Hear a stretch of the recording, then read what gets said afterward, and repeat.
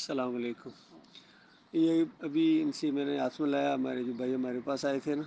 تو ہاتھ بڑا سخت تھا، تو مجھے اچھا لگتا ہے کہ سخت ہاتھ جو لیبر میسن، یہ روزی جو ہاتھ سے کمائی جاتی ہے نا، یہ بہت ہی زیادہ اللہ تعالیٰ کو پسندیدہ ہے۔ نبی علیہ السلام نے اس کی بڑی تعریف کی، لیکن ساتھ یہ ہے کہ اگر ایمان صحیح ہو، اللہ پر مضبوط ایمان ہو نا، تب یہ چیزیں فائدہ دیتی ہیں۔ اگر ایمان کے اندر خرابی ہو تو پھر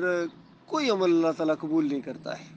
نہ نماز، نہ روزہ، نہ حج، نہ زکوٰۃ، نہ تبلیغ، بلکہ انبیاء تک کو اللہ تعالیٰ نے کہا ہے وَلَوْ أَشْرَكُوا لَحَبِطَ عَنْهُمْ مَا كَانُوا يَعْمَلُونَ، کہ اگر یہ انبیاء بھی شرک کرتے، اگر یہ انبیاء بھی شرک کرتے تو میں ان کا عمل ضائع کر دیتا۔ نبی علیہ السلام کو کہا سورہ زمر کے اندر لَئِنْ أَشْرَكْتَ لَيَحْبَطَنَّ عَمَلُكَ، اگر تو نے بھی شرک کیا تیرا عمل ضائع ہو جائے گا۔ آپ غور کیجیے، یعنی کتنا زور ہے، تو ہمیں کتنا یعنی اس پر غور کرنا چاہیے کہ ہمارے عمل میں، ایمان میں شرک نہیں ہونا چاہیے۔ باقی اللہ تعالیٰ اتنا غفور رحیم ہے، اور یہ مہینہ رمضان کا مہینہ تو اس کی رحمت جوش میں ہوتی ہے، بہت زیادہ معاف کرتا ہے اللہ تعالیٰ انسانوں کو، اور جن کے عقیدے میں شرک نہ ہو، یہ ساری چیزیں ان کے لیے ہیں۔ اور یہ روزوں کا پروگرام، نماز، صلوات، یہ اللہ تعالیٰ نے مخلص مومنوں کے اوپر رکھی ہیں، ہر ایک کے اوپر نہیں رکھی ہیں۔ یہ لگے ہوئے سارے اپنے اپنے لگے ہوئے، لیکن یقین کریں اگر آپ قرآن کا مطالعہ کریں تو اللہ تعالیٰ نے صرف ایمان کے ساتھ ان چیزوں کو لگایا ہے کہ ایمان تمہارا صحیح ہے تب تمہارے اوپر یہ صلوات ہے، نماز ہے، ایمان تمہارا صحیح ہے تب تمہارے اوپر یہ روزے ہیں، ایمان تمہارا صحیح ہے تب تم اللہ کے راستے میں جہاد کرو اور تبلیغیں کرو اور یہ کرو اور وہ کرو۔ یہ ساری چیزیں ایمان والوں کے ساتھ ہیں۔ آج مسلمانوں کا اصل مسئلہ یہ نہیں ہے کہ کچھ لوگ روزے نہیں رکھتے ہیں جی، کچھ لوگ نمازیں نہیں پڑھتے ہیں جی، تراویح نہیں پڑھتے ہیں جی، یہ اصل مسئلہ نہیں ہے۔ اصل مسئلہ یہ ہے کہ کتنے روزے دار بھی ہیں، تہجد گزار بھی ہیں، تراویح بھی پڑھتے ہیں، زکوٰۃ بھی دیتے ہیں، عمرہ بھی کرتے ہیں اور رمضان میں جاتے ہیں شوق سے، حج بھی کرتے ہیں، کتنے کام نیک کرتے ہیں، لیکن ساتھ ساتھ شرک بھی کرتے ہیں۔ اکثریت شرک کیا چیز ہے؟ اللہ کے علاوہ کسی کو بھی مدد کے لیے پکارنا غائبانہ، جس طرح اللہ کو پکارا جاتا ہے، جس طرح ہم کہتے ہیں یا اللہ مدد، یا اللہ خیر، کہتے ہیں نا، اللہ میں نظر تو کوئی نہیں آ رہا۔ کیا ہمارا یقین ہے کہ اللہ تعالیٰ ہماری مدد کرتا ہے؟ اس کے مختلف طریقے ہیں، جس طرح چاہے وہ مدد کرے، لیکن کسی انسان کو اللہ کی طرح پکارنا، جس طرح لوگ پکارتے ہیں، کہتے ہیں یا علی مدد، یا رسول مدد، تو یہ تو اللہ کی طرح آپ نے بنا دیا نا، یہ اللہ کی طرح پکارنا ہے۔ باقی زندہ کوئی انسان ہو، دور ہو، ادھر آؤ یار میری گاڑی کو دھکا لگانا، آؤ جی ذرا یہ ٹیبل ادھر کر دیتے، یہ تو تعاون ہوتا ہے، اس کا تو حکم دیا اللہ تعالیٰ نے، یہ تو کرنا ہے۔ اگر آپ یہ کام نہیں کریں گے تو یہ گناہ ہے۔ اگر کوئی آپ کسی کی تھوڑی بہت مدد کر سکتے ہیں، کوئی وزن تھوڑا سا اٹھا لو، کوئی گاڑی کو دھکا دے دو، تو آپ جان بوجھ کے کہتے نہیں میں نہیں کرتا ہوں، تو یہ اچھی چیز نہیں ہے۔ اور اگر آپ کریں گے تو آپ کو بڑا ثواب ملے گا، ان چیزوں کا اللہ نے بڑا ثواب رکھا ہوا ہے۔ لیکن غیبانہ مدد کے لیے کسی کو پکارنا، جس طرح یہ پکارتے ہیں، یہ بالکل شرک کی چیز ہے۔ اس کے اندر آج ہمارے کتنے بھائی دیکھیں کلمہ بھی پڑھتے ہیں، لا الہ الا اللہ محمد رسول اللہ، ساتھ یہ کام بھی کرتے ہیں، یا علی مدد، یا رسول اللہ مدد، یا غوث مدد، تو یہ شرک کی چیزیں ہیں۔ مرنے کے بعد انسان کوئی بھی نہیں سنتا ہے، یاد رکھنا، جس طرح مرنے کے بعد کوئی بندہ چل نہیں سکتا ہے نا۔ کبھی ایسا ہوا ہے کہ کسی کا جنازہ پڑھانے کے لیے یا گھر میں فوت ہو گئے نیک آدمی، اب جنازہ اٹھاؤ جی، اب جا رہے ہیں جی، ایسے اٹھاتے ہیں نا جنازہ، جیسا میت اٹھاتے ہیں، کبھی کسی نے گھر والوں نے کہا نہیں نہیں تھوڑا سا روکو، چائے کی پیالی میں اس کو پلاتا ہوں، چائے کے بڑے شوقین تھے، چائے پی کے جائیں پھر ان کو دفن کر، کبھی ایسا ہوا ہے؟ اگر کوئی بندہ کہے گا تو سارے ہنسنا شروع ہو جائیں گے،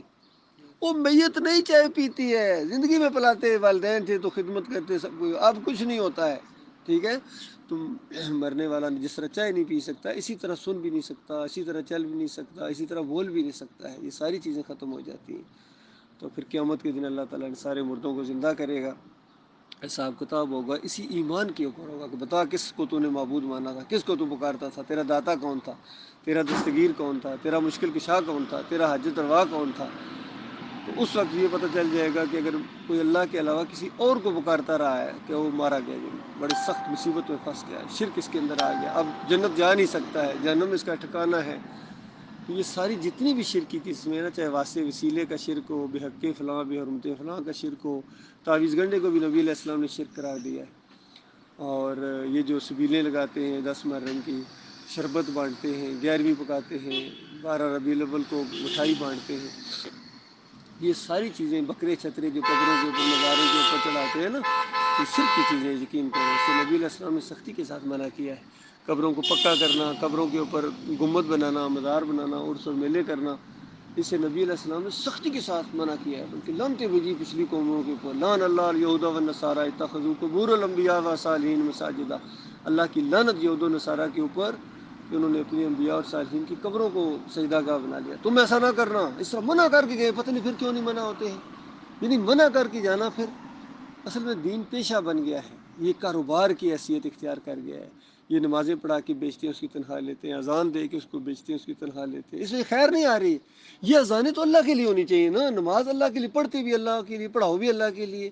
یہ تو اللہ کی عبادت ہے، تم عبادت کے پیسے لیتے ہو، تنخواہ لیتے ہو، بتاؤ، اور پھر اوپر سے کہتے ہو کہ پھر میں کھاؤں کہاں سے؟ تو اگر یہی چور ڈاکو کہے میں کھاؤں کہاں سے تو کیا کہو گے اس کو؟ حرام ہے، یہ غلط ہے۔ کاروبار کرو، مزدوری کرو، میسن بنو، مزدور بنو،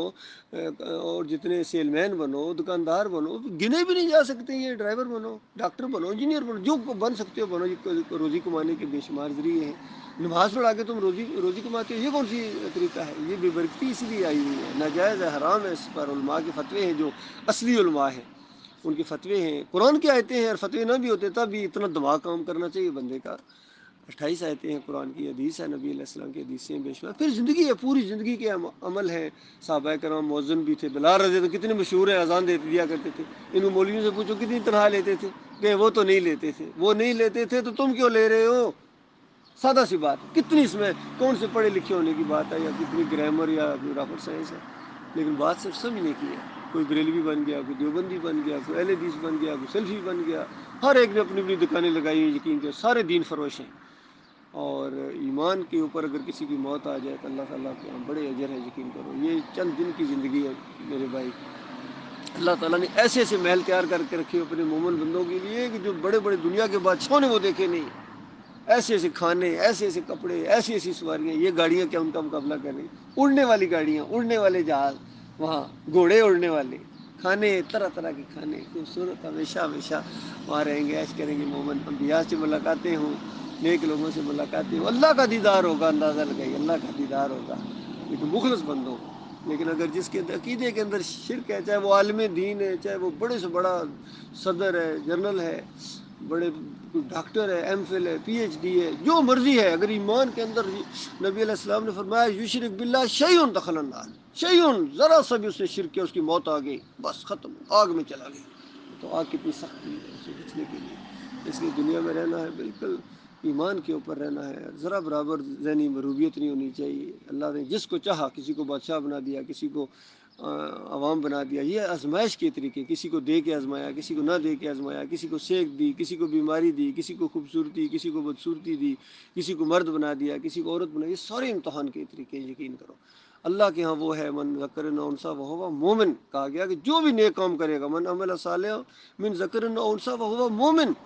جس نے کوئی نیک کام کیا، چاہے وہ مرد ہے چاہے کوئی عورت ہے، وہ مومن، اس طرح کہا زور دے کے، وہ مومن ہونا چاہیے، مشرک نہ ہو وہ۔